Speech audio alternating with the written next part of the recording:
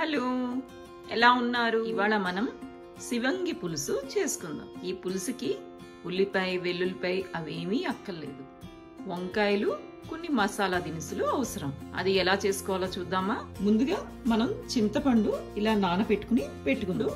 ఈ వంకాయలు తరుక్కుందాం. ఈ పులుసు చేసుకోవడానికి మనం చిన్న వంకాయలు ఈ వంకాయలు మనం గుత్తి వంకాయ కూరకి తరుక్కున్నట్టు ఇటు ఒకటి, అలాగే ఇటు కూడా తరుక్కుని పుచ్చులు లేకుండా తరిగి ఉప్పు నీళ్ళల్లో వేసుకుందాం. ఈ కూరకు కావాలంటే మీరు ముచ్చిగా ఉంచుకుని తరుక్కోవచ్చు. చూడండి, పుచ్చులేం లేవు. ఇటు కూడా తిప్పి చూసుకుందాం. ఇది కూడా పుచ్చులేమీ లేవు. సో ఇలా చూసుకుని తరుక్కుని ఉప్పు నీళ్ళల్లో వేసుకోవాలి. వంకాయలన్నీ ఇలాగా తరిగి పెట్టుకోవాలి.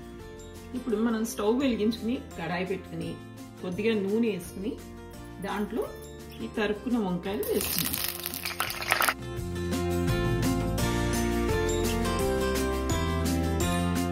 కొద్దిగా ఉప్పు, ఇది ఒకసారి కలుపుకుని మూత పెట్టుకున్నాం. ఈ వంకాయలు మగ్గే లోపల మనం మసాలా తయారు చేసుకుందాం. ఈ మసాలాకి ముందుగా 1 స్పూన్ శనగపప్పు, 1 స్పూన్ మినప్పప్పు, 2 స్పూన్స్ ధనియాలు,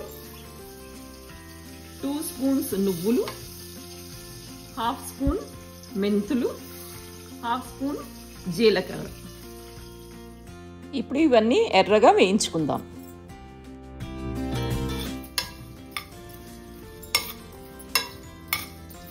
ఇవన్నీ ఎర్రగా వేగాయి. ఇప్పుడు ఇది ఒక ప్లేట్లోకి తీసుకుందాం. ఇప్పుడు మనం 2 స్పూన్స్ పల్లీలు వేయించుకుందాం. పల్లీలు సిమ్లోనే వేయించుకోవాలి, అప్పుడే లోపలికంటా వేగుతుంది. లేకపోతే పైనే వేగి లోపల వేగదు, అందుకే సిమ్లో వేయించుకోవాలి. ఇప్పుడు మనం ఒక 2 స్పూన్స్ పచ్చి కొబ్బరి తీసుకుంటున్నాను. మీ దగ్గర ఎండు కొబ్బరి ఉంటే ఎండు కొబ్బరి కూడా తీసుకోవచ్చు. ఇది కూడా వేయించేసుకుందాం.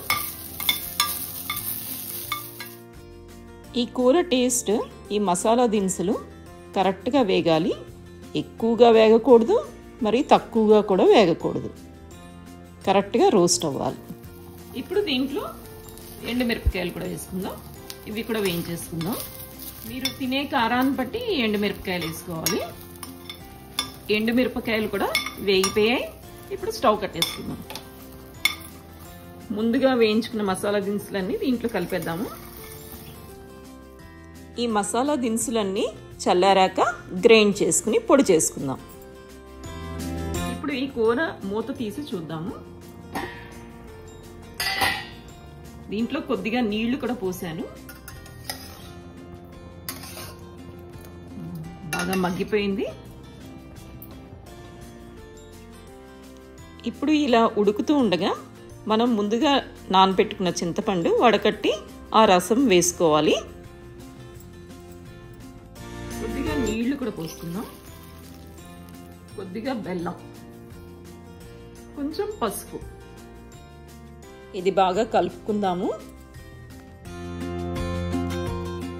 ఒక 2 నిమిషాలు మూత పెట్టుకుందాం. ఇప్పుడు మూత తీసి చూద్దాము. ఇప్పుడు మనం గ్రైండ్ చేసుకుని ఉంచుకున్న మసాలాలో ఒక 3 స్పూన్స్ వేసుకుంటున్నా. అది 80% పొడి మనం గ్రైండ్ చేసుకున్న దాంట్లో వేసుకుంటున్నాం.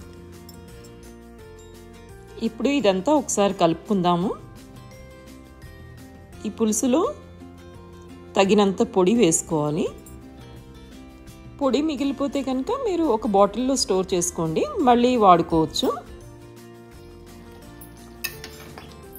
ఇది కొద్దిగా చిక్కపడుతుంది కాబట్టి కొంచెం నీళ్లు పోసుకుందాం మనం, ఎందుకంటే ఇది పులుసు కదా.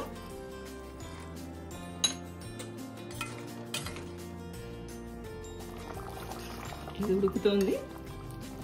ఇప్పుడు మనం దీంట్లోకి పోపు వేసుకుందాం. చిన్న కడాయి పెట్టుకుని దాంట్లో కొద్దిగా నూనె వేసి, నూనె కాగాక ఆవాలు, జీలకర్ర, స్టవ్ కట్టేసుకుని కొద్దిగా ఇంగువ వేసుకుందాం. కొద్దిగా కాశ్మీరీ చిల్లీ పౌడర్, వేయించి పెట్టుకున్న పోపు దీంట్లో వేసుకుందాం. అలాగే కొత్తిమీర, సన్నగా తరిగి పెట్టుకున్న కొత్తిమీర కలుపుకుందాం. శివంగ పులుసు రెడీ. సర్వింగ్ బౌల్లోకి తీసుకుందాం.